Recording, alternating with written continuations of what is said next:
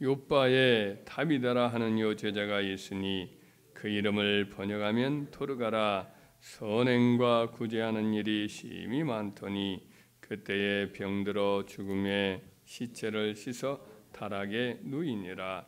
룻다가 욥바에서 가까운지라. 제자들이 베드로가 거기 있음을 듣고 두 사람을 보내어 지체 말고 와달라고 간청하여 베드로가 일어나 그들과 함께 가서 이르매 그들이 데리고 타락방에 올라가니 모든 과부가 베드로 곁에 서서 울며 도르가가 그들과 함께 있을 때 지은 속옷과 겉옷을 다 내보이거늘 베드로가 사람을 다 내보내고 무릎을 꿇고 기도하고 돌이켜 시체를 향하여 이르되 다비다야 일어나라 하니 그가 눈을 떠 베드로를 보고 일어나 앉는지라. 베드로가 손을 내밀어 일으키고 성도들과 과부들을 불러들여 그가 살아난 것을 보이니 온 요파 사람이 알고 많은 사람이 주를 믿더라. 베드로가 요파에 여러 날이 있어 시몬이라 하는 무두장이의 집에서 머무니라. 아멘. 오늘 본문 말씀에 보면 요파의 여제자 다비다가 선행과 구제하는 일이 심히 많았더니 그가 이제 병들어 죽었을 때에 주변에 그 사랑의 손길에 늘 이제 접했던 다른 과부들 또 믿음의 교우들이 사람을 급히 가까운 성읍이었던 이제 룻다라는 곳에 이렇게 보내어서 베드로를 청해서 오게 하였습니다. 그러자 베드로가 오자 이제 자기들에게 위해서 다비다가 그동안 만들어줬던 겉옷, 속옷 이런 것들을 막 보이면서 울면서 그 다비다의 선행을 이렇게 고하는 겁니다. 다비다가 이미 죽었는데도 급하게 베드로를 이렇게 불러오고 또 이렇게 속옷과 겉옷을 보이면서 그냥 그의 선행을 이야기한 것은 그냥 보낼 수 없었던 그 다비데에 대한 고마움과 애착감이 있음을 보여주는 거지요. 베드로도 마음에 감동을 받았습니다. 그래서 사람들을 다 방에서 내보낸 타락에서 내보낸 후에 간절히 기도합니다. 그리고는 하나님의 은혜에 감동이 있어서 다비다를 향해서 그 시신을 향해서 다비다야 일어나라 이렇게 말하니까 다비다가 눈을 뜨더니 베드로가 있는 것을 보고는 일어나서 앉는 겁니다. 그래서 이제 손을 내밀어서 그녀를 일으키고 다른 성도들, 과부들을 불러들여서 이제 다비다가 살아난 것을 보여주지요. 여기서 이제 알 수 있듯이 이제 다비다의 많은 선행 구제가 사람들의 마음을 감동하게 했기 때문에 이렇게 사도에게 매달려서 사도의 마음도 감동을 받아서 이제 간절히 기도함으로 다비다가 다시 살아나도록 그렇게 된 거지요. 많은 선행과 구제가 바로 다비다에게 그런 은혜를 가져오게 된 원동력인 것을 알 수가 있습니다. 사도행전에 보면 바로 이어서 10장에 보면 또 고넬료라고 하는 이제 남자분이 대조적으로 또 나오죠. 그 남자분은 더군다나 이방인입니다. 이방인 백부자 군인인데 이분도 구제와 그리고 기도를 참 많이 했던 분입니다. 그랬더니 어느 날 또 기도하는 중인데 천사가 그에게 들어와서 하는 말이 10장 4절에 보면 이렇게 말씀하죠. 고넬료가 주무하여 보고 두려워 이르되 주여 무슨 일이니까? 천사가 이르되 내 기도와 구제가 하나님 앞에 상달되어 기억하신 바 되었다 이렇게 말을 해요. 그러니까 이 고넬도 역시 늘 유대인들에게 선행을 힘쓰고 구제에 힘쓰고 그걸 이제 하나님 기억하시고 천사를 보내어서 베드로를 그의 집에 청하여 하나님 말씀을 들으라 이렇게 전하는 겁니다. 그래서 베드로가 와가지고 하나님 말씀을 전함으로 그와 그 온 집안과 친구들이 다 주 예수를 영접하게 되고 또 말씀을 듣는 중에 성령이 막 강림해서 거기 모인 모든 사람들이 다 성령의 충만함을 받는 그런 은혜를 받게 됩니다. 두 사람 다 구제와 선행에 힘쓰는 사람이지요. 그래서 그 복을 받은 것을 알 수가 있습니다. 근데 성경에 보면은 그런 예가 참 많아요. 아브람, 이제 롯, 이 두 사람이 이제 하나님의 부르심을 받아 팔레스타인 땅에 왔는데, 이 두 사람이 다 나그네를 맞아들여서 후하게 대접하는 그와 같은 선행에 늘 힘썼습니다. 그로 인해서 아브라함이 헤브론에 있을 때인데, 그때 우리 주님이 두 명의 천사를 대동하고 그 장막 곁을 대낮인데 지나가고 그 앞에 서 있었습니다. 그랬더니 영락없어요. 그 나이든 이제 아브라함이 99세 때인데 달려나와서 나그네인 줄 알고 모셔드려서 발도 씻고 식사도 좀 하고, 이 뜨거운 여름철에 이 뜨거운 날씨에 여행하면 안 되니까 좀 쉬었다 마음을 유쾌하게 한 다음에 가시라고 이렇게 불러드려요. 맨 처음에 모시러 뛰어나갔을 때는 주님인 줄 모르고 천사인 줄 모르고 그렇게 평소에 하던 대로 한 거죠. 근데 그날 대접을 받는 중에는 이제 주님이신 것을 알았고 천사인 줄 알았겠지.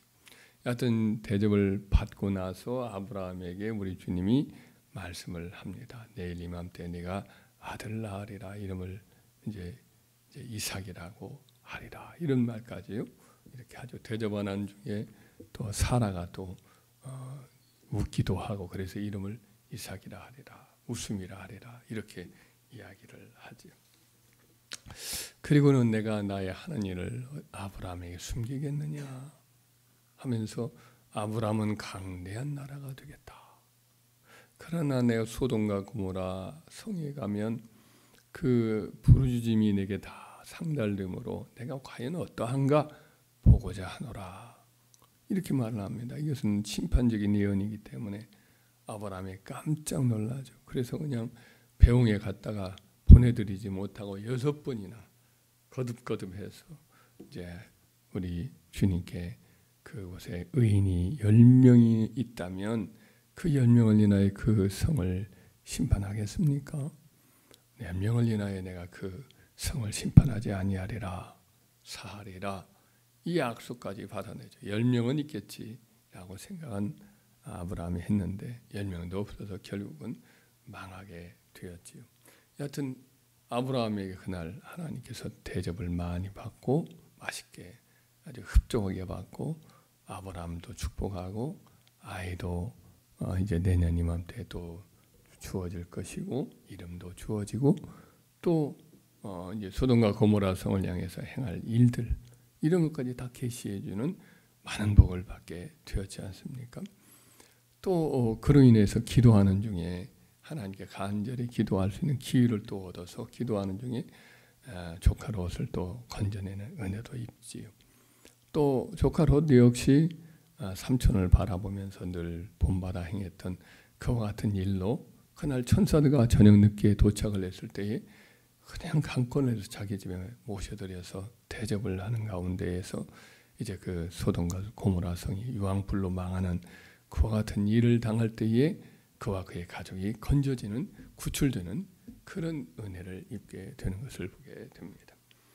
어찌 뭐 그런 분들 뿐이 계세요. 다윗이나 수넴 여인이나 혹은 베다니의 마르다, 마리아나 이런 분들이 다 주님을 섬기고 그로 인해서 하나님께서 복을 주시고 필요한 것을 때를 따라 도우시는 그런 은혜를 많이 이렇게 경험을 하는 것을 보게 됩니다. 성경에는 그와 같은 약속이 많죠. 구제와 선행, 이와 같은 일을 행하는 일에는 하나님의 축복의 약속이 참 많이 있습니다.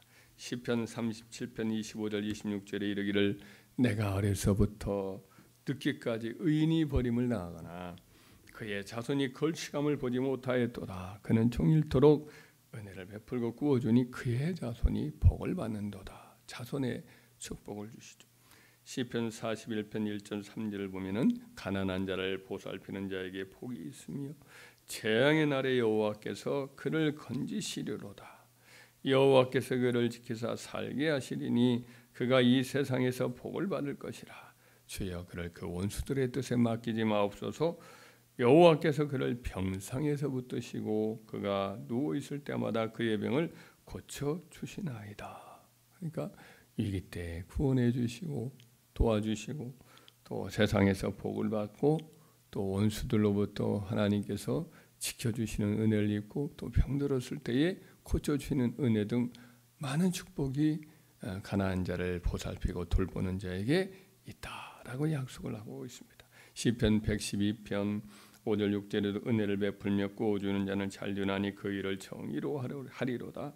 그는 영원히 흔들리지 아니하며 의인은 영원히 기억되리로다 라고 하였고, 신약 성경의 사도 바울도 갈라디아 성도들에게 쓴 편지에 보면은 우리가 선을 행하되 낙심하지 말지니 포기하지 아니하면 때가 이름에 거두리라. 그러므로 우리는 기회가 되는 대로 모든 이에게 착한 일을 하되 더욱 믿음의 가정들에게 할지니라라고 이와 같이 선을 권면을 하였습니다. 주님도 친히 이르시기를 주는 것보다 받는 것보다 주는 것이 더욱 복이 있다 이렇게 말씀을 하셨는데, 사도 바울이 그걸 직접도 안 들었겠지만은 성령께서 그에게 육신의 귀로 듣는 게 아니라 영으로 주님이 친히 일러주신 말씀 같습니다. 그래서 주께서 친히 이르시기를이라고 해서 그가 이렇게 기록을 한 것을 볼 수가 있습니다. 그래서 이런 축복들이 구제와 선행에 힘쓰고 연약한 자를 돌보는 일에 힘쓴 이런 모든 이들에게 주어지는 것을 알 수가 있지요. 그래서 저와 여러분들은 성경이 권면한 대로 할 수만 있으면 기회가 되고 역량이 되는 대로 우리가 다른 사람을 돕고 어려운 사람들을 여하튼 힘을 다해서 베풀고 그들을 위해서 특별히 우리가 기도해주고 중보기도하는 그런 일들을 우리가 힘쓰면 그 일은 결코 헛되지 않는다. 반드시 하나님께서 도우시고 갚아주신다. 이걸 기억하시고 하여튼 최선을 다해서 사는 동안 선을 행하여 우리와 우리 자손들이 다 복을 받는 은혜가 있기를 주의 이름으로 축원합니다.